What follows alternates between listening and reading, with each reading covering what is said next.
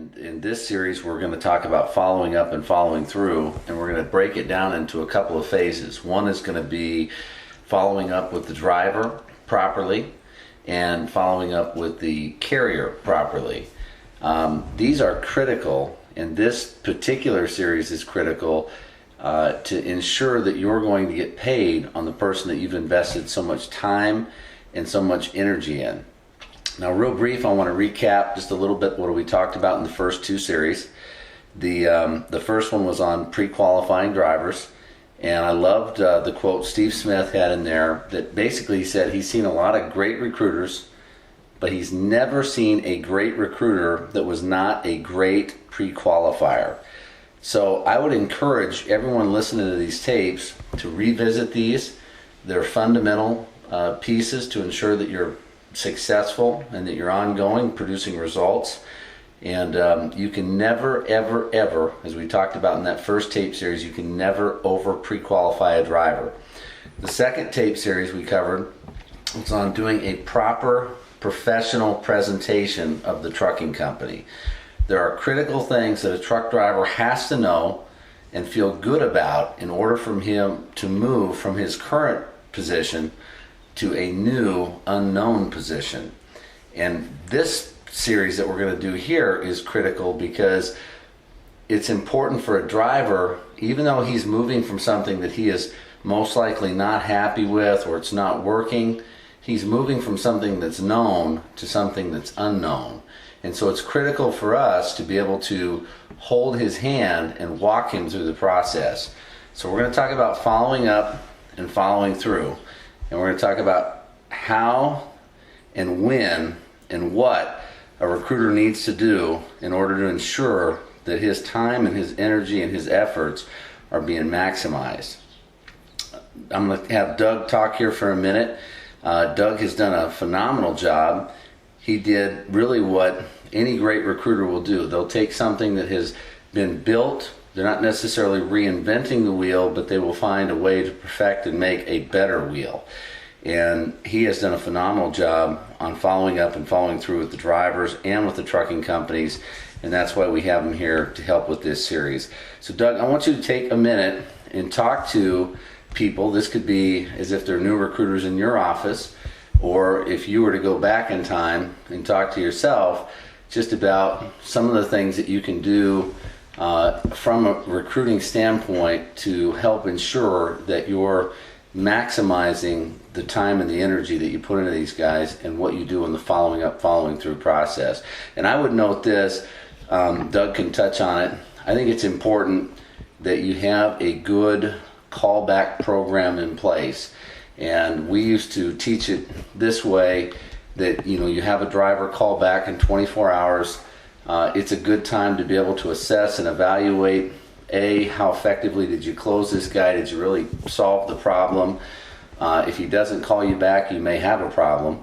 And so that's a time that you can address that. And B, it just helps to start to get the communication and the relationship building to become that much stronger. So once you talk about, once you submit an application to a trucking company, start at whatever point you feel good about that would pertain to this, but what are some of the critical things that a recruiter should know in order to make sure that they're properly following up? At this point too, you can say, hey, look, your application was excellent.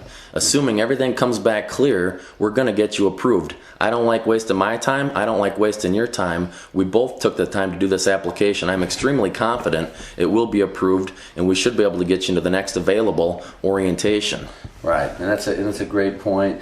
You'll have a feel, I think, at this point. Again, if the guy calls you back, you're in good shape. If he doesn't call you back, but he answers your phone call and he says, hey, you're on my list, I was planning on calling you, I just have been hung up, that's not necessarily a problem. If he doesn't call you back and he doesn't answer your phone call, now you might have a problem. So, but then again, you have to just retrace your steps at that point if you've lost him, and if the guy indicated to you that A, he was going to stay where he was, B, he wasn't quite comfortable, which hopefully you got another shot at him, if not at that company, because we are by nature brokers. Maybe you get a shot with him somewhere else. Say, hey, hey, I don't care who you go to work for, as long as you're happy, you make money. If we need to look at another option, we can do that, but let's make sure we find the right option, because I don't want just you, I want your friends, I want you to be happy with where we go. Okay, so the 24-hour point is just a good place to touch base. The 48-hour point, we're probably going to have more information. I would take a second here just to say, ideally, we strive for and we ask the companies we work with to at least give us some type of notification once they receive an application from you. That's to let you know, hey, I got it, I'm running with it, and I'll get back in touch with you. Typically, they need 48 hours to really have any kind of maybe a 70%, 80% idea of whether or not they're going to be able to hire this guy. But the 24-hour point, just so I cover that again, that's to touch base with the driver. That's nothing else than to probably hold his hand, make him feel good, and that you're progressing and that you didn't miss anything with him, that he is in fact still hot on the burner. The 48-hour point is going to be critical, because now they're probably going to be able to give you some kind of information to let you know whether or not this guy is going to fly. And you mentioned what I thought was good. It's always important, it's not a bad idea to call the driver first before you call the trucking company or send the trucking company an email, because oftentimes if they really like the candidate, they're not going to wait necessarily to call you. They may call them direct and say, hey, you look great, we want to have you in here. And so that communication may go directly to the driver. Some companies do it, that they do it through us. Some of them do it through the driver. Part of what we have to do is be able to adapt to the way they like to do business with us. And then it's up to us to decide if that meets within our parameters. 24 hours, you're talking about 48 hours. How many more times are you going to follow up and follow through and talk to this guy between the time you started and the time that guy physically that driver gets almost every day, and I'm going to talk to him every time there's an update on his file.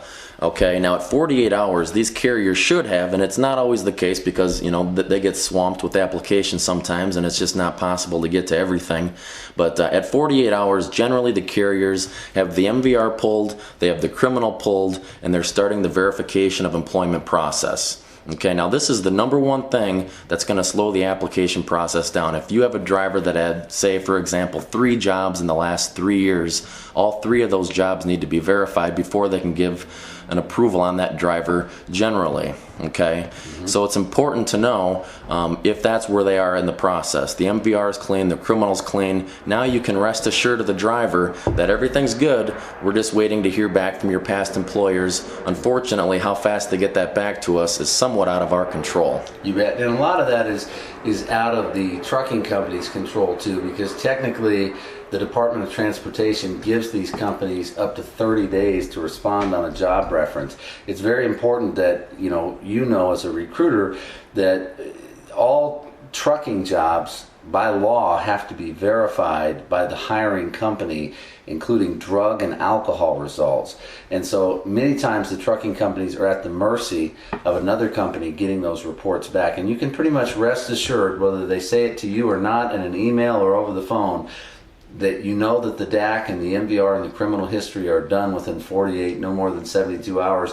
If a guy has still not been approved at that point, it has to do with his previous employment. It has to do with drug and alcohol test results getting back. It has to do with their legal department and their insurance company saying, yeah, we'll sign off on this guy. Sometimes they offer him a contingent. They'll say, we'll give him a job, and provided that nothing shows up after you get here, you're good to go. But usually they're going to wait to at least get that 3 years back, because by law that's a requirement. That's exactly right. And it's also important to communicate to the driver what's happening.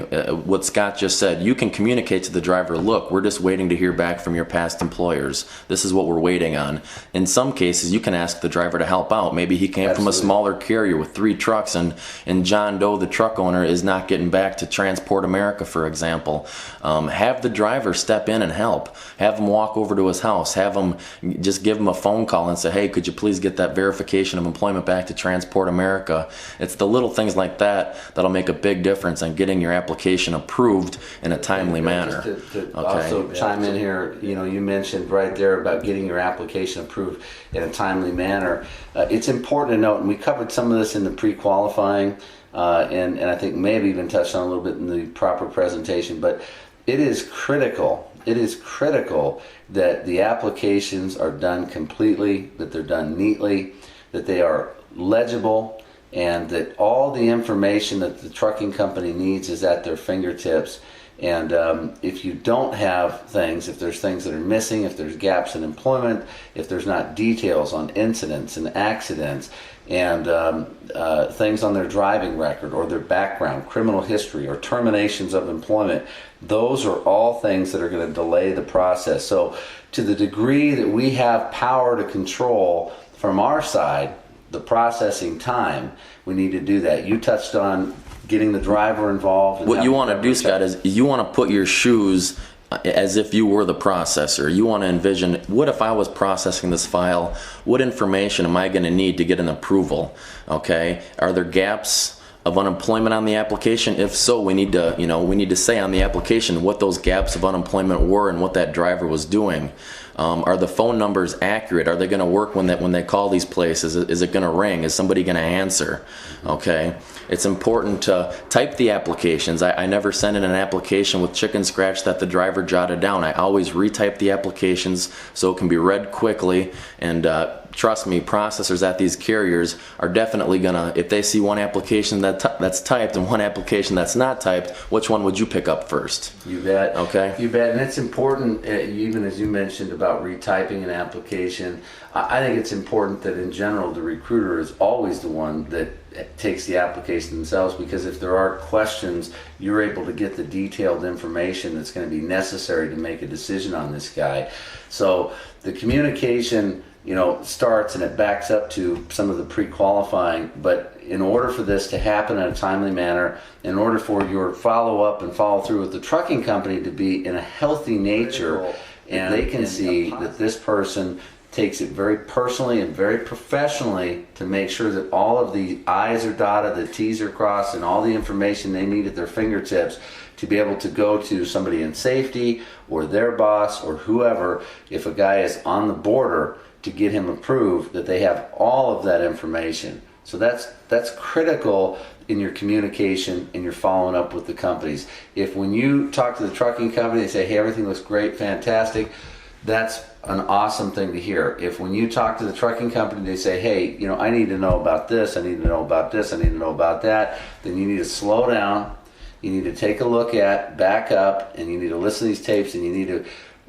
refocus and make sure that if you send in an application, that release form is attached. Okay, if there's a driver that had self-employment, those W-2s or 1099s should go along in with that application and release form, because we know that they're going to be asking for that information. So take as many flaming hoops away from the carriers you possibly can. If we can make their job easier, it's definitely going to get processed a lot quicker and more efficiently, of course. You bet. And with that preemptively, again, you're going back and we're touching on some old stuff, but a lot of times it's not a bad thing. Repetition is a good thing. And I always loved my coach in high school football. It's not practice that makes perfect, it's perfect practice that makes perfect. He used to say you could practice the wrong thing all day and master it, and that's not a good thing. So you got to back up, go through the fundamentals, pre-qualifying, all of the things that are going to be potential roadblocks or hang-ups, whether it's unemployment, whether it's medical stuff, if they indicate they have medications they're on, the carrier is going to want more information on that. It's going to be important that you provide them with all the stuff that they need to help this application get a thumbs up or a thumbs down as quickly as is possible within the parameters that they have to work with. It's probably a good idea to get the release form first, because we don't want to leave these carriers stranded with no release form after they ran the MVR and criminal, so they can do the verification of employment. So before we're doing those applications, I think it's also very important to get the release forms up front before we type those into 10th Street. You bet. Well, and another thing is, I personally, the philosophy that we would preach is you don't submit an application without a release form. If a guy is serious about a job, if he's really sold on that job, he's going to get you a release form. It costs the trucking companies time and money and energy and effort to process any file that we submit to them. So we want to make sure that this guy is as golden as possible, and it's going to help them to get the stuff back they need as quick as they possibly can get it back. And so the more they have, the release form is critical. They can't get a DNA, drug and alcohol. They can't get a reference back. They can't get any of the things done that they truly need done to be able to be within the DOT guidelines and parameters for making a decision on a guy. So it's a good point you brought up. Get the release form, get everything that they need. Is there something else that you would think about in the communication process as far as talking to this guy? Do you talk to the guy once he's at orientation? What do you do in the scenario from the time the guy is now? Well, assuming all these actions were taken properly, you really should have an approval after 2 to 3 days of submitting the application. And once that approval comes, yes, now we got to get this driver scheduled for orientation. And you got 2 scenarios. 1, the driver's currently employed, or 2, the guy's sitting on the couch at home. Okay, so it's always important, number 1, for the guy that's sitting at home, you want to put a sense of urgency to get him into orientation as fast as possible to take him off the market. Okay, if he's got weddings, if he has vacations, that guy is not 100% serious to get back to work as fast as he probably should be. So you want to definitely light a fire under his butt to get him into orientation as fast as possible. The other scenario, when the guy's currently employed, you got to be a little more delicate with these guys, but you still have to coach him properly, and you might even have to tell him how to turn in his truck, when he should turn in his truck, and how he should notify his carrier that he's leaving and he found another job. And a lot of these carriers right now, they know that it's easier to retain a driver than it is to hire a new one. So they're gonna do everything they can to hold on to that driver, and you got to warm your driver up for that phone call, because he's gonna get it. Sure.